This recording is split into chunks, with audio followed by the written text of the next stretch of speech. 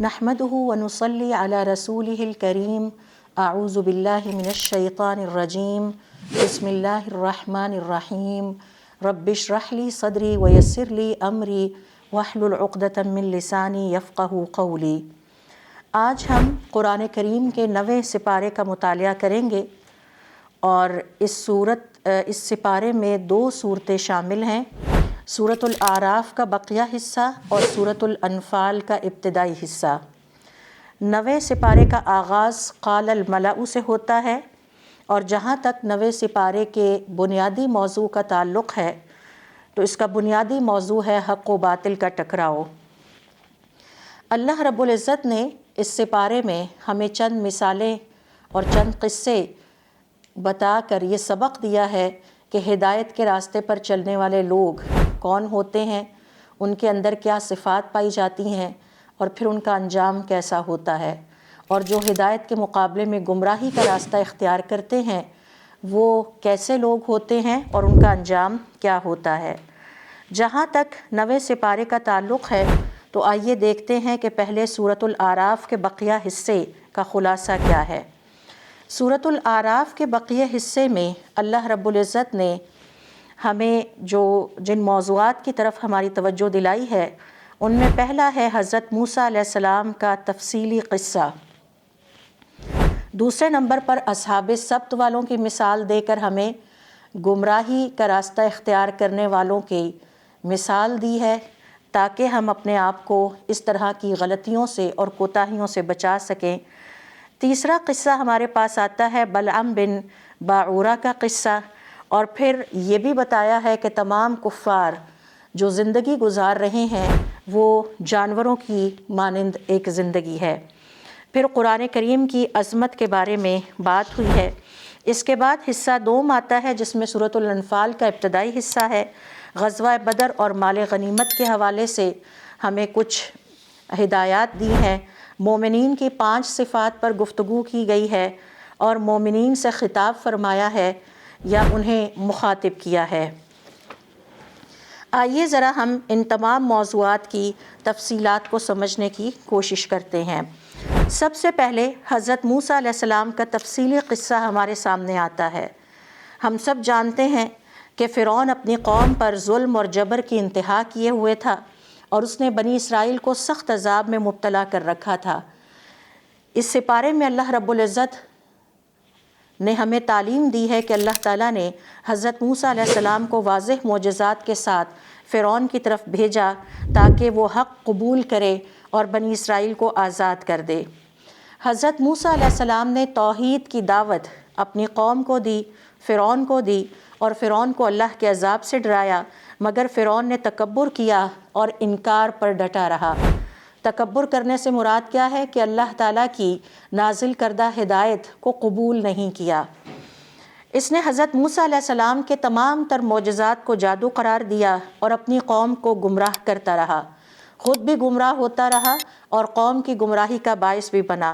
اللہ تعالیٰ نے فرعون اور اس کی قوم کو مختلف عذاب میں مبتلا کیا، مختلف قسم کے عذاب پے در پے بھیجے تاکہ وہ ہوش میں آ جائیں اور ہدایت کے راستے کو اختیار کر لیں، مگر وہ ہر بار اس میں ناکام رہے۔ آخر کار جب فرعون نے بنی اسرائیل کا پیچھا کیا تو اللہ تعالیٰ کے حکم سے سمندر پھٹ گیا، اور پھر دنیا نے دیکھا کہ سمندر ایک تھا لیکن دونوں کناروں پر 2 مختلف منظر تھے۔ ایک طرف ایک کنارے پر فرعون ڈوب رہا تھا جبکہ دوسرے کنارے پر اللہ والوں کو یعنی ہدایت کے راستے پر چلنے والوں کو اللہ تعالیٰ نے نجات عطا کی۔ تو موسیٰ علیہ السلام اور ان کے ماننے والے نجات پا گئے اور فرعون اپنے لشکر سمیت اسی سمندر میں غرق ہو گیا۔ تو ایک ہی سمندر تھا لیکن 2 مختلف منظر تھے جو ہمیں یہ تعلیم دیتے ہیں کہ اللہ تعالیٰ ہدایت کے راستے پر چلنے والوں کی آخر کار مدد کرتا ہے۔ یہ قصہ ظالم حکمرانوں کے انجام اور اہل ایمان کی اللہ تعالیٰ کی طرف سے مدد تھی اور اس کا واضح سبق بھی ہمیں دیتا ہے۔ سورۃ الاعراف کے تناظر میں جب حضرت موسیٰ علیہ السلام کی قوم پر پے در پے عذاب آئے تو ان کا رویہ مجموعی طور پر ضد والا تھا۔ توبہ کرنے کی بجائے انہوں نے بدعہدی کی اور اللہ تعالیٰ کے احکام کے مقابلے میں ضد کا راستہ اختیار کیا۔ وہ ہر عذاب کے وقت حضرت موسیٰ علیہ السلام سے کہتے کہ اپنے رب سے دعا کریں، اگر وہ یہ مصیبت ٹال دے تو ہم ایمان لے آئیں گے، لیکن جیسے ہی وہ عذاب ٹلتا وہ پھر وعدہ توڑ دیتے۔ انہوں نے حق کو پہچاننے کے باوجود تکبر اور اللہ تعالیٰ کے احکام ماننے کے بجائے ہٹ دھرمی کا راستہ اختیار کیا۔ عذاب کو نصیحت سمجھنے کی بجائے اسے وقتی مصیبت سمجھا اور انتہائی لاپرواہی کا مظاہرہ کیا۔ حضرت موسیٰ علیہ السلام کی دعوت کو سنجیدگی سے قبول نہیں کیا، بلکہ بار بار بہانے بناتے رہے، اور یہی مسلسل بدعہدی ان کی ہلاکت کا باعث بنی۔ اسی سپارے میں حضرت بتایا گیا ہے کہ حضرت موسیٰ علیہ السلام اللہ کے حکم سے کوہ طور پر تشریف لے جاتے ہیں تاکہ اللہ سے کلام کریں اور تورات حاصل کریں۔ جاتے وقت انہوں نے اپنے بھائی حضرت ہارون علیہ السلام کو اپنی قوم پر نائب مقرر کیا اور واضح ہدایت دی کہ میرے پیچھے سے قوم کی اصلاح کا کام کرتے رہیں اور فتنہ پھیلانے والوں کی پیروی نہ کریں۔ حضرت موسیٰ علیہ السلام کی غیر موجودگی میں سامری نے سونے کا بچڑا بنا کر قوم کو گمراہ کیا اور بنی اسرائیل کی اکثریت اس شرک میں مبتلا ہو گئی۔ حضرت ہارون علیہ السلام نے قوم کو روکا، سمجھایا اور صبر کرتے رہے، مگر قوم نے ان کی بات نہیں مانی، بلکہ قریب تھا کہ انہیں قتل ہی کر دیتے۔ جب حضرت موسیٰ علیہ السلام واپس آئے تو سخت رنجیدہ ہوئے اور حقیقت معلوم ہونے پر حضرت ہارون علیہ السلام کی بے بسی واضح ہو گئی۔ پھر اسی طرح سے اسی سپارے میں اللہ تعالیٰ نے ہمیں یہ واقعہ بھی تفصیل کے ساتھ بتایا ہے کہ اللہ رب العزت نے اس قوم کی ہدایت کے لیے ہر ممکن کوشش کی، اور ان کے پیغمبر نے بھی ہر ممکن کوشش کی کہ کسی طرح سے یہ قوم ہدایت کے راستے پر آ جائیں۔ لہٰذا اس قصے سے ہم یہ سیکھتے ہیں کہ حق کی سیدھی رہنمائی کو اختیار کرنا ضروری ہے، اور ان آیات سے واضح ہوتا ہے کہ جو لوگ اللہ تعالیٰ کی نشانیوں کو دیکھ کر بھی اس پر عمل نہیں کرتے وہ گمراہ ہو جاتے ہیں۔ ہمیں اللہ تعالیٰ کی ہدایت اور قرآن کی رہنمائی کو سمجھ کر اس پر عمل کرنا چاہیے، نہ کہ ہم اپنی خواہشات یا دوسروں کی خواہشات کے مطابق اپنی زندگی گزاریں۔ پھر تکبر اور غفلت کا نقصان یہ ہوتا ہے کہ جو لوگ زمین میں ظلم اور تکبر کرتے ہیں اور اللہ تعالیٰ کی آیات کو جھٹلاتے ہیں، اللہ تعالیٰ ان سے اپنے فضل کو روک لیتا ہے۔ یاد رہے، تکبر اور غرور، اللہ تعالیٰ کی نشانیوں کے حوالے سے غفلت کا مظاہرہ کرنا، یہ وہ غلطیاں ہیں جو ہمیں ہدایت سے دور کر دیتی ہیں۔ اس لیے اللہ تعالیٰ کے سامنے عاجزی کا اظہار کرنا چاہیے، اور عاجزی یہ ہے کہ اللہ تعالیٰ جب کسی کام کے کرنے کا حکم دے دیں تو ہم اسے فوراً کر ڈالیں، اور جس کام سے ہمیں روکا جائے اس سے ہم اپنے آپ کو روک لیں۔ حضرت موسیٰ علیہ السلام کا یہ جو قصہ یہاں پر بیان ہوا ہے 9ویں سپارے میں، ہم اس میں دیکھتے ہیں کہ حضرت موسیٰ علیہ السلام نے فرعون کو توحید کی دعوت دی، مگر اس نے جھٹلایا اور ظلم جاری رکھا۔ لہٰذا حق کی راہ میں صبر اور ثابت قدم رہنا ہمارے لیے بہت ضروری ہے۔ اللہ تعالیٰ نے موسیٰ علیہ السلام کو عصا اور ہاتھ کے روشن ہونے کا معجزہ عطا کیا تاکہ فرعون کو حق کی راہ دکھا سکیں۔ یہ بات ہمیں ذہن میں رکھنا چاہیے کہ اللہ کی مدد کے بغیر حق کی نصرت اور مدد ممکن نہیں۔ فرعون نے اپنے لوگوں کو دھوکہ دیا اور موسیٰ علیہ السلام کو جھٹلایا۔ ہم اس سے سیکھتے ہیں کہ غرور اور ظلم انسان کو گمراہی کی طرف لے جاتے ہیں۔ موسیٰ علیہ السلام نے اپنی قوم کو اللہ تعالیٰ کے احکام یاد دلائے اور صبر کی تلقین کی، لہٰذا قیادت یا لیڈرشپ میں نصیحت اور رہنمائی بہت ضروری ہے۔ پھر اللہ رب العزت نے بہت ساری نشانیاں بھیجیں، بہت سارے عذاب بھیجے، لیکن اس کے باوجود وہ قوم راہ راست پر نہیں آئی۔ موسیٰ علیہ السلام کو اللہ تعالیٰ کی طرف سے تورات کی ہدایت ملی تاکہ قوم صحیح راستے پر ہو۔ یہ بات ہمیں ذہن میں رکھنی چاہیے کہ اللہ رب العزت نے ہمارے لیے جو بھی ہدایات قرآن اور حدیث کی روشنی میں بھیجی ہیں، ہمیں ان کی پیروی کرنی چاہیے تاکہ ہمارا انجام بھی ان سابقہ امتوں کی طرح نہ ہو بلکہ اچھا ہو، اور قیامت کے دن ہم بھی ہدایت یافتہ افراد کی صف میں کھڑے ہوں۔ دوسرا واقعہ جو ہم یہاں پر دیکھتے ہیں وہ اصحاب سبت یا ہفتے والوں کا واقعہ ہے۔ یہ دراصل بنی اسرائیل کی ایک بستی کے لوگوں کا ذکر ہے جنہیں ہفتے کے دن کے حوالے سے اللہ تعالیٰ نے ایک خاص آزمائش اور امتحان میں ڈالا۔ اللہ تعالیٰ نے بنی اسرائیل کو حکم دیا تھا کہ ہفتے کے دن شکار نہ کریں، اور یہ دن عبادت کے لیے مخصوص تھا۔ یہ حکم دراصل ان کی اطاعت اور فرما برداری کا امتحان تھا۔ یاد رہے کہ ہماری بھی اطاعت اور فرما برداری کا امتحان ہے۔ کہ ہم اللہ تعالیٰ کے وہ تمام کام جن کے کرنے کا ہمیں اللہ نے حکم دیا ہے ہم انہیں کرتے ہیں یا نہیں کرتے، اور جن سے ہمیں روکا گیا ہے ان سے ہم اپنے آپ کو باز رکھتے ہیں یا نہیں۔ اللہ تعالیٰ کی طرف سے آزمائش یہ ہوئی اس صورت کے مطابق اور اس پارے کے مطابق کہ مچھلیاں صرف ہفتے ہی کے دن کثرت سے ظاہر ہوتی اور باقی دنوں میں کم یا ناپید ہوتی۔ یہ منظر ان کے لیے ایک سخت امتحان بن گیا اور یہ آزمائش اور زیادہ سخت ثابت ہوئی۔ بعض لوگوں نے ظاہراً اللہ تعالیٰ کے حکم کی خلاف ورزی نہیں کی مگر خفیہ تدبیر یا چالاکی سے کام لیا۔ وہ جمعے کے دن گڑھے کھودتے، مچھلیاں ہفتے کو پھنس جاتی اور اتوار کو پکڑ لیتے اور یوں اللہ تعالیٰ کے احکام کا مذاق بنایا۔ اس بستی میں 3 قسم کے لوگ تھے۔ ایک گروہ جو کھلم کھلا حرام کا ارتکاب کرتا تھا، دوسرا گروہ جو انہیں منع کرتا تھا اور نصیحت کرتا تھا، تیسرا گروہ جو خاموش رہا اور کہنے لگا ایسی قوم کو کیوں نصیحت کرتے ہو جسے اللہ ہلاک کرنے والا ہے۔ نصیحت کرنے والوں نے جواب دیا کہ ہم یہ نصیحت اس لیے کرتے ہیں کہ قیامت والے دن ہم اللہ تعالیٰ کے سامنے عذر پیش کریں اور ہو سکتا ہے کہ ہماری نصیحت سے یہ تقویٰ کا راستہ اختیار کریں۔ اس بات سے پتہ چلتا ہے کہ یہ نصیحت کرنے والی قوم اور دوسروں کے لیے خیرخواہی کا جذبہ رکھنے والی قوم دراصل انتہائی اخلاص والے لوگ تھے۔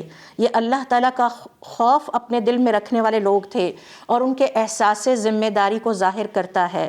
سوال یہ پیدا ہوتا ہے کہ کیا میں اور آپ بھی اسی اخلاص اور اسی احساس ذمہ داری کا مظاہرہ کرتے ہیں یا نہیں؟ جب انہوں نے مسلسل نافرمانی کی تو اللہ تعالیٰ نے ان نافرمانوں کو بندر بنا دیا سزا کے طور پر، جبکہ نیکی سے روکنے والے لوگ اللہ کے عذاب سے، برائی سے روکنے والے لوگ اللہ کے عذاب سے محفوظ رہے۔ اس واقعے سے ہم یہ سیکھتے ہیں کہ اللہ تعالیٰ کے احکامات میں حیلہ سازی یا چالاکیاں کرنا دراصل اللہ تعالیٰ کی نافرمانی ہی ہے، چاہے بظاہر یہ لگے کہ ہم اللہ تعالیٰ کے فرما بردار ہیں۔ ہمیں یاد رکھنا چاہیے کہ اللہ تعالیٰ نیت اور عمل دونوں کو دیکھتا ہے۔ برائی سے روکنا اور حق بات کہنا ایک عظیم دینی فریضہ ہے۔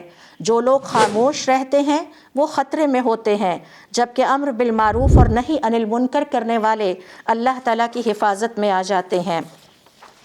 پھر اسی طرح سے دیکھیے کہ اسی سپارے میں اللہ رب العزت نے بلعام ابن باعورہ کا قصہ بھی بیان کیا ہے، جسے اللہ تعالیٰ نے خاص علم عطا فرمایا تھا، حتیٰ کہ وہ اس میں اعظم سے بھی واقف تھا۔ اس کا شمار اہل علم اور عبادت گزار لوگوں میں ہوتا۔ جب دنیاوی فائدے اور جاہ و منصب کا وقت آیا تو اس نے اپنے علم کو پس پش ڈالا اور علم ہونے کے باوجود اللہ تعالیٰ کے احکام پر عمل کرنے کی بجائے اپنے نفس کی خواہشات کی پیروی کی۔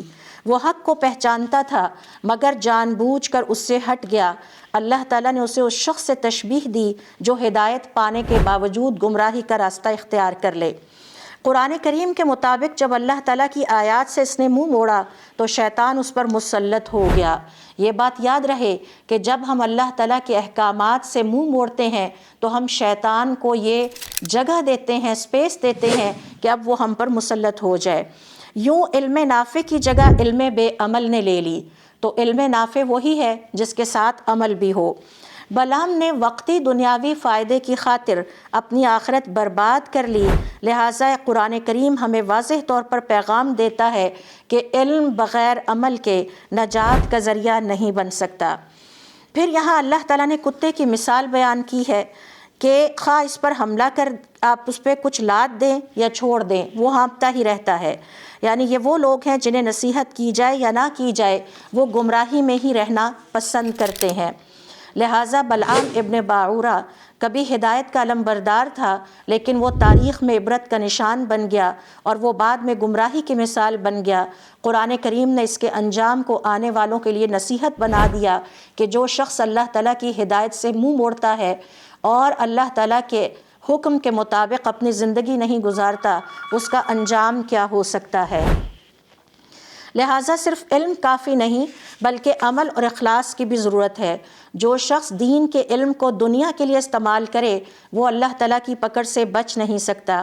دنیا کی محبت اور نفس کی پیروی انسان کو بلند مقام سے گرا دیتی ہے اور ہدایت پر ثابت قدمی کے لیے مسلسل تقویٰ اور عاجزی لازم ہے۔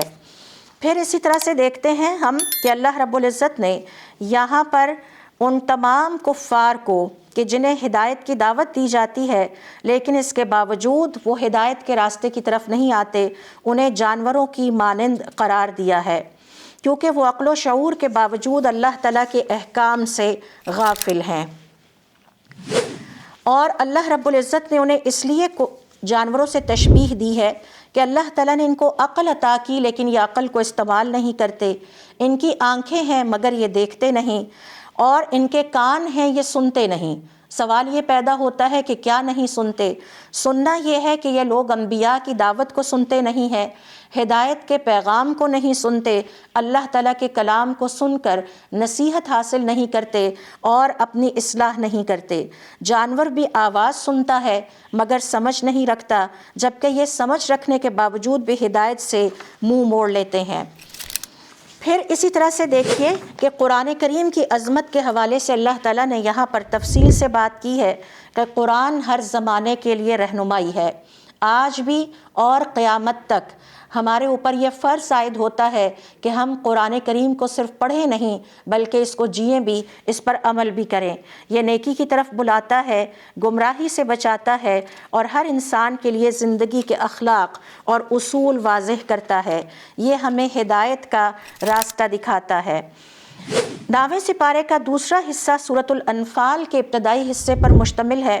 اس میں غزوہ بدر اور مال غنیمت کے حوالے سے بھی گفتگو کی گئی ہے اور اس واقعے کی طرف اشارہ کیا گیا ہے۔ غزوہ بدر ہجرت کے دوسرے سال پیش آیا جب مسلمان تعداد اور سامان دونوں کے اعتبار سے کمزور تھے۔ قریش مکہ ایک بہت بڑے لشکر اور مکمل تیاری کے ساتھ نکلے، ان کے پاس ساز و سامان بھی کافی زیادہ تھا، جبکہ مسلمان اصل میں جنگ کے ارادے سے نہیں بلکہ قافلے کی روک تھام کے لیے نکلے تھے۔ یہی وہ موقع تھا جہاں اللہ تعالیٰ نے مسلمانوں کو تعلیم دی کہ فتح کا تعلق عددی طاقت یا ساز و سامان سے نہیں ہوتا بلکہ ایمان سے ہے اور اللہ تعالیٰ پر توکل سے ہے۔ اللہ تعالیٰ کی مدد اور غیبی نصرت مسلمانوں کو حاصل ہوئی، اور باوجود اس کے کہ وہ تعداد میں کم تھے اور ان کے پاس ساز و سامان بھی کم تھا، اللہ تعالیٰ نے انہیں فتح و نصرت سے ہمکنار کیا۔ اللہ تعالیٰ نے جنگ سے پہلے مسلمانوں پر نیند طاری کی تاکہ ان کے دلوں سے خوف دور ہو جائے اور وہ پرسکون ہو جائیں۔ بارش نازل فرمائی گئی جس سے زمین مضبوط ہو گئی اور مسلمان پاکیزگی حاصل کرنے میں کامیاب ہوئے۔ یہ سب انتظامات بتاتے ہیں کہ اللہ تعالیٰ مومنوں کے ظاہری اور باطنی دونوں حالات دیکھتا ہے، اور جب اللہ تعالیٰ کسی کا ساتھ دے تو دنیاوی اسباب اس کے سامنے کمزور پڑ جاتے ہیں۔ اللہ تعالیٰ نے مسلمانوں کو خواب میں دشمن کی تعداد بھی کم دکھائی تاکہ ان کے حوصلے پست نہ ہوں، یہ اللہ تعالیٰ کی حکمت تھی۔ اور جب جنگ میں فتح ہوئی تو مال غنیمت کے بارے میں صحابہ کرام کے درمیان اختلاف پیدا ہوا۔ کسی نے کہا ہم نے دشمن کا تعاقب کیا ہے، کسی نے کہا ہم نے رسول اکرم صلی اللہ علیہ وسلم کی حفاظت کی، لہٰذا ہم حقدار ہیں۔ اس موقع پر سورۃ الانفال کی ابتدائی آیت نازل ہوئی کہ مال غنیمت کا فیصلہ اللہ اور رسول کے اختیار میں ہے۔ اس طرح اللہ تعالیٰ نے ہمیں تعلیم دی کہ ایک ہدایت یافتہ انسان اللہ تعالیٰ کے نازل کردہ احکام کے مطابق سوشل ڈسپلن مینٹین کرتا ہے، یعنی معاشی انتظام یا نظم و ضبط مینٹین کرتا ہے، اور فائنینشیل ڈسپلن مینٹین کرتا ہے۔ میرے اور آپ کے پاس جو مال ہے اس کو ہم نے کیسے خرچ کرنا ہے یہ اللہ تعالیٰ نے ہمیں سکھا دیا ہے۔ اللہ تعالیٰ نے واضح طور پر فرما دیا کہ کامیابی کی بنیاد حضور اکرم صلی اللہ علیہ وسلم کی اطاعت کرنے میں ہے۔ مال غنیمت پر جھگڑا دلوں میں کمزوری پیدا کر سکتا تھا، اس لیے اللہ تعالیٰ نے امت کی فوراً اصلاح فرمائی۔ پھر اسی طرح سے دیکھیے کہ جب ہم 9ویں سپارے کا مطالعہ کرتے ہیں تو ہم دیکھتے ہیں کہ 9ویں سپارے میں اللہ تعالیٰ نے 6 بار مومنوں سے خطاب فرمایا ہے یا انہیں مخاطب کیا ہے۔ آیت نمبر 14 اللہ رب العزت کا ارشاد ہے، اے ایمان والو میدان جنگ میں کفار کے مقابلے میں پیٹھ نہ پھیرو۔ آیت نمبر 20 اے ایمان والو اللہ اور اس کے رسول کی اطاعت کرو۔ آیت نمبر 24 اے ایمان والو اللہ اور رسول جب کسی کام کے لیے بلائیں یا کہیں تو ان کا حکم قبول کرو۔ آیت نمبر 27 اے ایمان والو نہ اللہ اور رسول سے خیانت کرو اور نہ اپنی امانتوں میں خیانت کرو۔ آیت نمبر 45، اے ایمان والو، دشمن سے مقابلہ ہو تو ثابت قدم رہو اور اللہ تعالیٰ کو یاد کرتے رہو۔ یہ ہیں وہ 6 بار مومنوں سے خطاب کہ جس میں اللہ رب العزت نے انہیں مخاطب کیا اور کچھ خاص طور پر احکام جاری کیے۔ اس پارے سے ہم چند بنیادی پیغام اپنی زندگی کے لیے جن کا تعلق ہماری عملی زندگی سے ہے وہ سیکھتے ہیں۔ اللہ تعالیٰ کی ہدایت پر چلنا دنیا اور آخرت کی کامیابی کی بنیاد ہے۔ تاریخ کی عبرت آموز کہانیاں، یہ بات یاد رہے، قرآن کریم تاریخ کی کتاب نہیں ہے۔ یہ جو قصے ہمیں سنائے گئے ہیں یہ دراصل زندہ سبق ہیں۔ اللہ رب العزت نے ہمیں سکھایا ہے کہ چاہے کوئی فرد ہو یا معاشرہ ہو یا قوم ہو، جب وہ اللہ تعالیٰ کی ہدایت کے راستے کو ترک کرتی ہے تو اجتماعی طور پر اپنے آپ کو ہلاکت اور تباہی اور بربادی کی طرف لے کر جاتی ہے۔ تو یہ جو تاریخ کے عبرت آموز کہانیاں اور قصے ہمیں قرآن کریم میں سکھائے ہیں، یہ اس لیے کہ ہم اللہ تعالیٰ کی نافرمانی سے باز آ جائیں، جیسے کہ اصحاب سبت کا قصہ۔ دنیاوی فریب اور غرور سے بچنا بہت ضروری ہے۔ دنیا کے ساز و سامان ہمیں اللہ تعالیٰ کے حوالے سے غافل نہ کر دے۔ دنیا داری میں پڑھ کر کبھی بھی اپنے رب کو اور اس کے احکام کو نہ بھولا جائے۔ مومن کی 5 صفات ہیں، وہ اللہ تعالیٰ کی خشیت رکھنے والا ہوتا ہے، تلاوت کرنے والا ہوتا ہے، کثرت کے ساتھ قرآن کریم کے ساتھ وقت گزاریں تاکہ یہ بار بار ہمارے ضمیر کو بیدار کرتا رہے، نماز پڑھنے والا ہوتا ہے، اور سخاوت اس کی ایک بنیادی وصف ہے۔ جب ہم ان صفات پر عمل کرتے ہیں تو اس سے ہماری زندگی میں نہ صرف برکت پیدا ہوتی ہے بلکہ ہمیں اللہ تعالیٰ کا تقرب حاصل ہوتا ہے۔ قرآن کریم ہر زمانے کے لیے رہنمائی اور نصیحت کا ذریعہ ہے۔ اللہ تعالیٰ سے دعا ہے کہ اللہ تعالیٰ ہمیں ایسے لوگوں میں شامل فرمائے جو ہدایت کے راستے پر چلنے والے ہوں، وہ ہمیں سیدھا رستہ دکھائے، ہمیں وہ علم اور عمل عطا فرمائے جو ہماری زندگی میں ہدایت اور برکت لائے۔